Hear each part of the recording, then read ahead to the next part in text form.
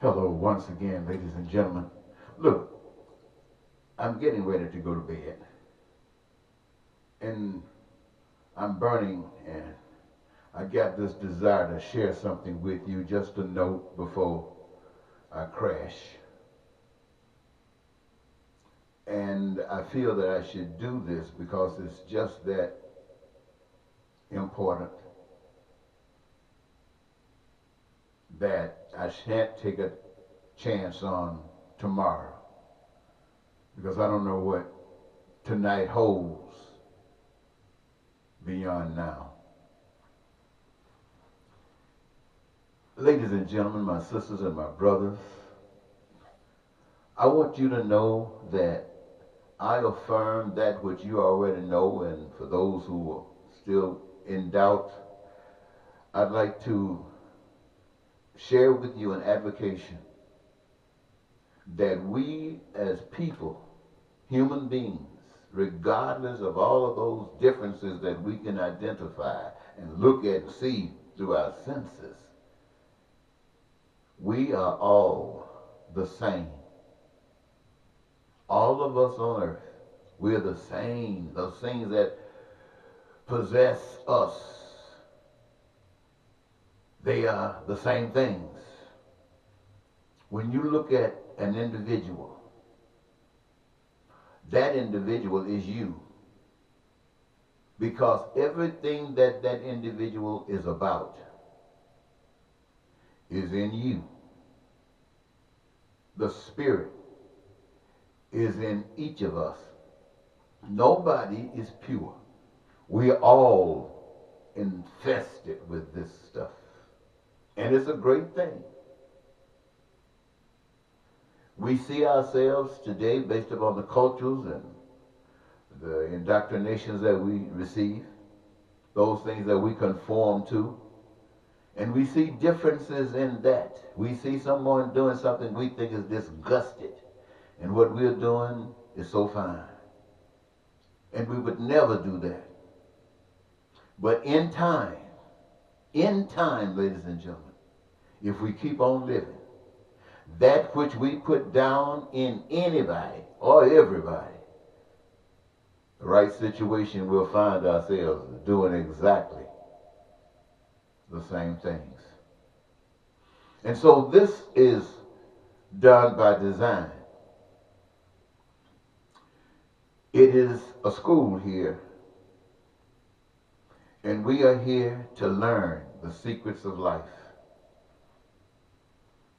You have heard it said that salvation comes by your speaking about a power that you read about, somebody told you about. And that if you do that, and if you believe that, then you know the story. And then they tell you, don't get too smart. This is by grace. At least anyone can boast. Not by your works, they say. And yet, you don't catch the end which says, or people don't catch the end which says, faith without works is dead. And what is it saying to you in the school? Is that if we are all infested with this which allows us to go either way, then we can never be counted on to do it the way. And so we have to make a decision. That's why we have choice. We recognize those things that are available to us. Today we do something that we will not do. Tomorrow we're doing those things, and other people are seeing this because they're going through the same things. And you know what? There are certain times when they call themselves heavenly set, ready. And that travels through everybody. And so here we are in the school, recognizing that we have to make a change and that we are really going through changes. And so we must decide, based upon our growth, if there is any growth, are we ready to just call ourselves a professional student? Or are we willing to graduate? You see, there are going to be people, all of us, as I say, got that same thing. But the outcome of the school is that you will separate yourselves to be one way. That's what graduation is about. You're either one or the other. There ain't gonna be no switching. And this, my friends, is what I want to say to you. You heard about heaven.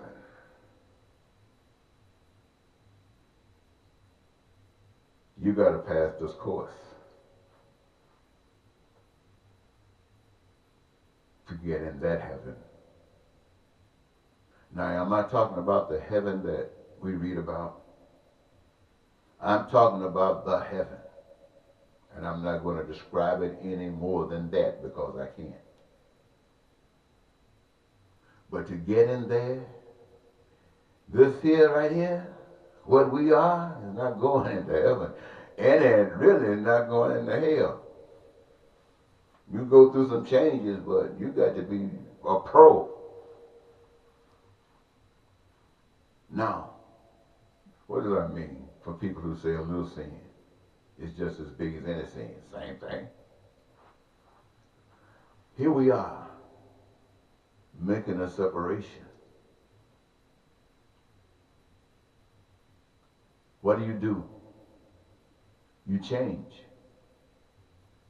And that which you don't like, you got your reasons for not liking it. And your reasons are good enough and powerful enough to cause you to quit, and it allows you to see clearly why you quit. And it enables, empowers you to go against that which exists that others can't see, that now you can. Why? Because you graduated. You see this crap. And you attack it. It ain't no settling down. You attack it. It's going to change. Because by the power of your commitment to what it is that you see, for some strange reason, it has a tendency to draw others. Some, even if it's because they're ashamed, they come because they want to be on the side of something so powerful, something so righteous, something so good as that. Graduation. In all walks of life, this is what's happened. This is the test. We go through life learning. But then the time for the test. The time for the test. Do you pass or do you flunk? The key for the heaven that you're talking about, you got to pass. What does that mean?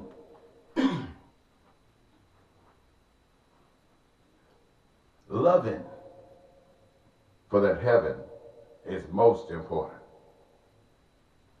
And that is, love is not stop at your spouse. I mean, there might be different things that you do with the people that you love. But even your enemy, you love. When I say your enemy, excuse me, I'm talking about those that are against you and those that you are against. But you are against them in love because you see the problem and you want to fix it and you want to show them to help them fix it. They don't understand you and just, life is just. And so here we go. When you are effective and the time for graduation, you're in a world that you are not welcomed. One thing about being in school, if you flunking, that's good. But if you passing, I mean, if you're making a mark, you got to keep on going. You got to keep on going. Nothing can hold you back. And so there's going to be, ladies and gentlemen, my sisters and brothers, listen to me well. In a lot of instances, depending upon the work that you've been given to do, some of you will start dying. You won't be living long lives. No, they might have done that in the past, but you won't. You doing love, godly stuff, you're not going to be living just long lives. But those of you who have, the responsibility of facing the enemy head on with love, that don't mean going over there arguing and challenging. It means standing up against that which you see that is destructive, that is causing the people and our sisters and brothers to be blind. Shine a light. That's what we'll be doing. And when they're tired of you, when they're tired of us, they will kill us. And those of you, weather's changing, who have gotten to this point, you know it's graduation. And for some strange reason, in a lot of instances, nobody want to die because the wonderful world that they see, that they're willing to commit their lives to go after, even though you might walk through the valley of shadows and death, they are willing to go through. They really want to see those changes and share those changes with you. They want to experience those changes with you. They never imagined these changes without you. It's with you. And so, even though they know they might get killed, they hope they don't. But if getting killed is the only way we're going to be able to make that step for you, then there's something when you make that decision. It's like going to take a test and you know you're going to pass. It's almost like, you remember Meshach, and Abednego? You remember that story? You remember Daniel in the lion's den? It's almost like that. When you know what you really know, and that force comes at you like that.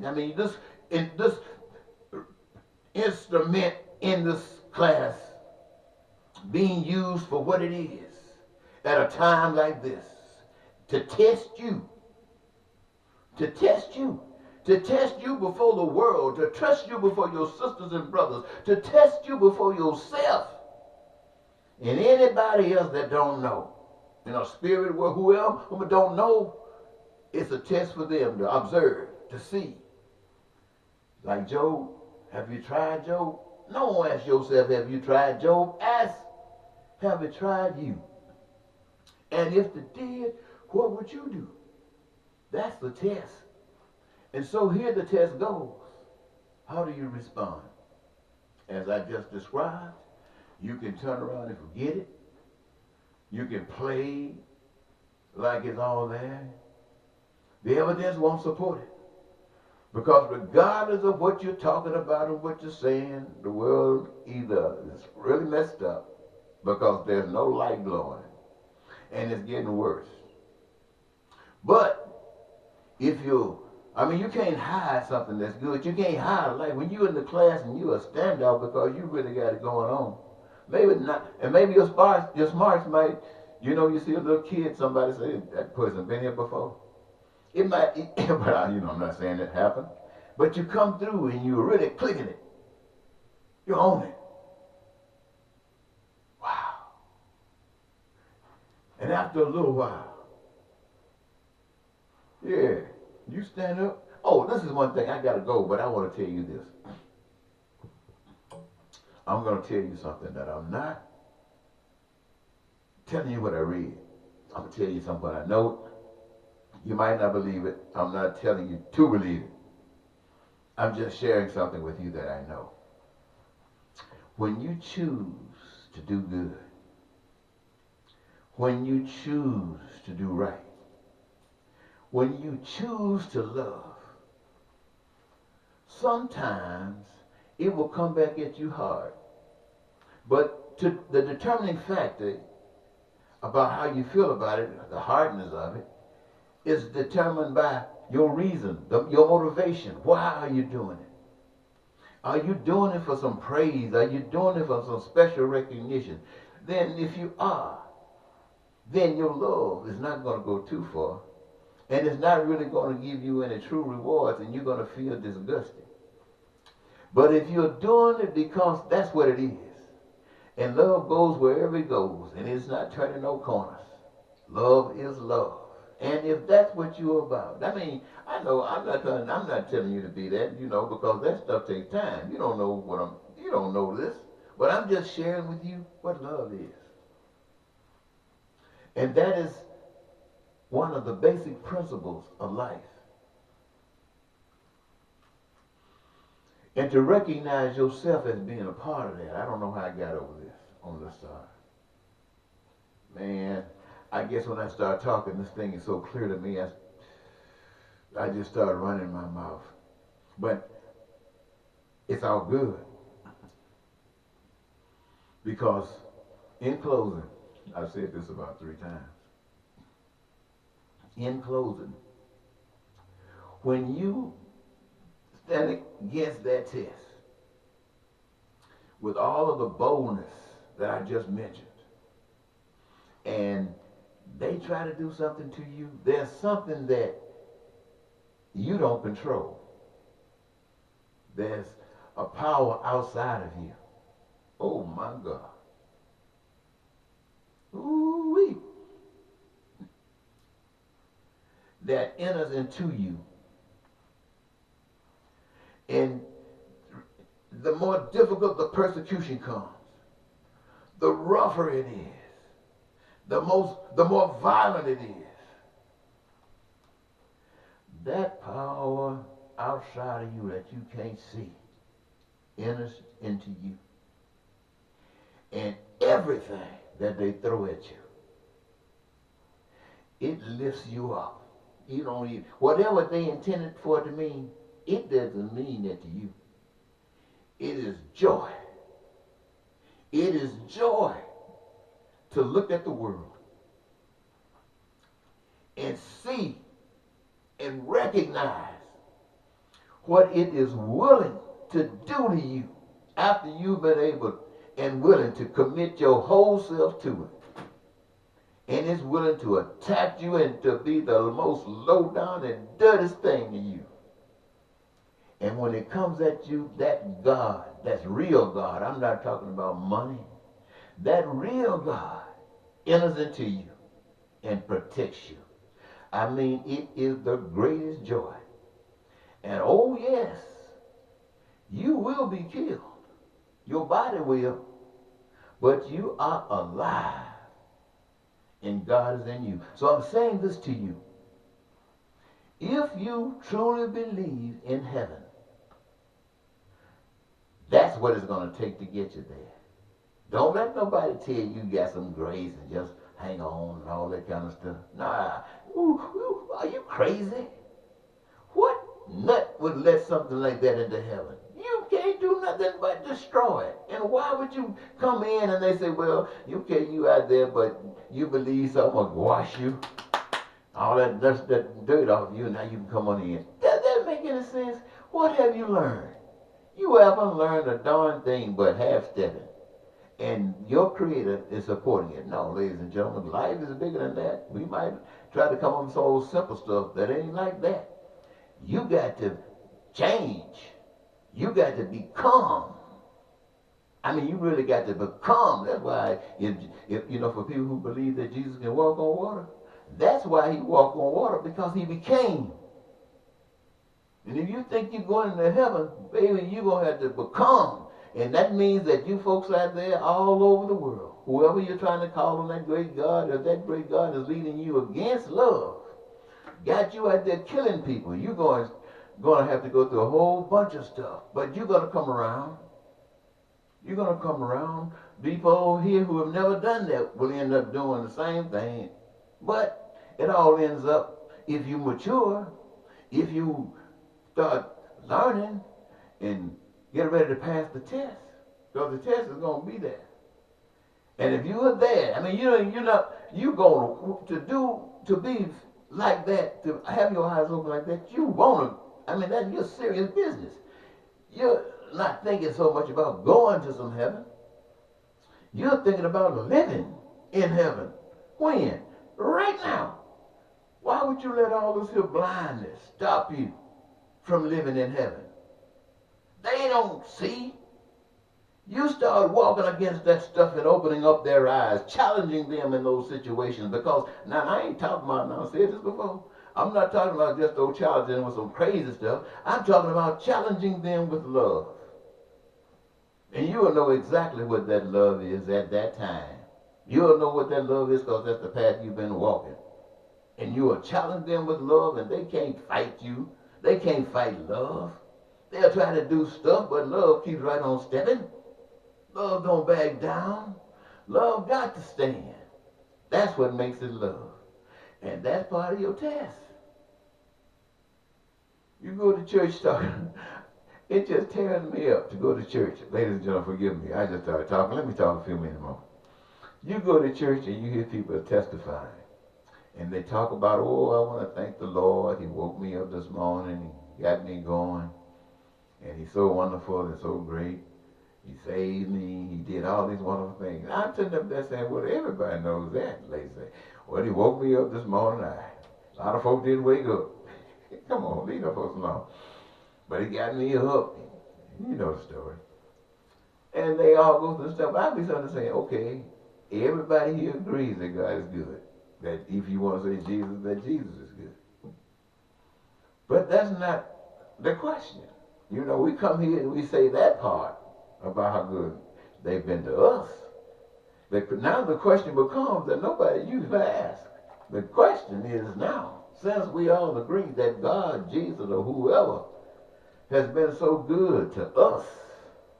Now, ladies and gentlemen, my sisters and brothers, I'd gladly say to you, what are we going to do for them? What do they want? Heaven on earth? That's what they want? What will it take to get heaven on earth? Let's see. You start thinking about it like that for real. I tell you, it'll come to you. It'll come to you. I can tell you, but I want you to think about it. Because it came to me, and I know it'll come to you. And when it comes to you, it'll be the same thing. If it's from the power, it'll be the same thing. Now, why? Why? Because you're standing the test. You know, you have people in, 12th grade A, 12th grade B, or 12th B1, or you know how that thing goes. Some people are, well, you're in the 12th grade, but you're a little bit heavy, so you come on over here, well, you kind of slow. You're in 12th grade, but you ain't really kicking it like you should be kicking it, so you stay over here. You know that kind of story. But the key of it is that everybody is hooked up to love. And what is love doing? Love is learning. You see what I'm saying? So what I don't know, when I run into love, I see it. And now I do. I ain't complaining. I'm gaining.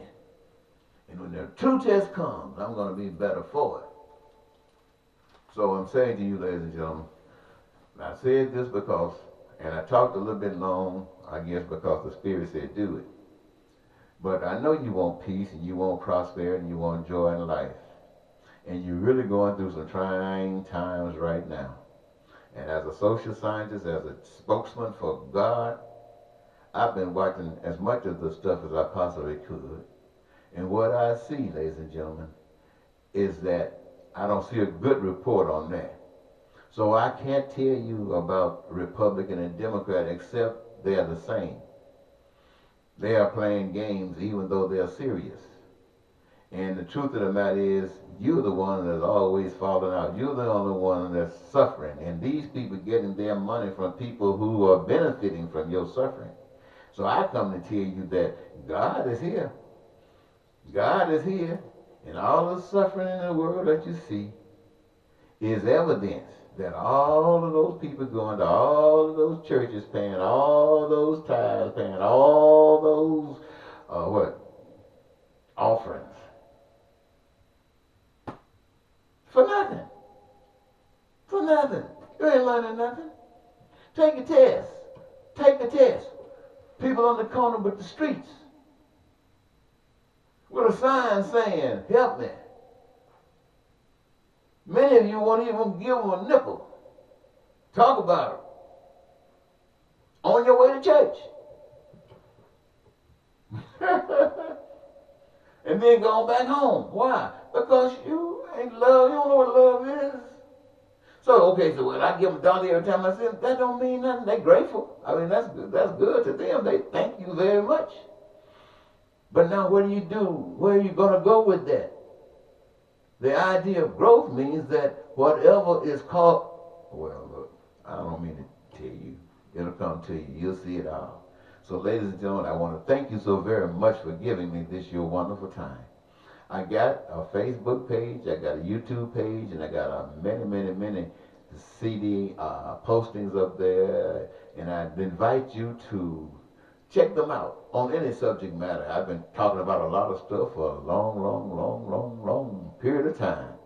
And I want you to know that there's something special that I got set aside called the 2020 presidential campaign. The platform is as in heaven, so on earth. So I'm going to be speaking on certain subject matters as we the people are confronted with issues daily, or however we're confronted with something that's different.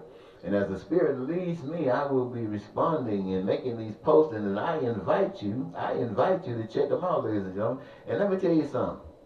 I invite you to check them out because I know for a fact what I'm talking about.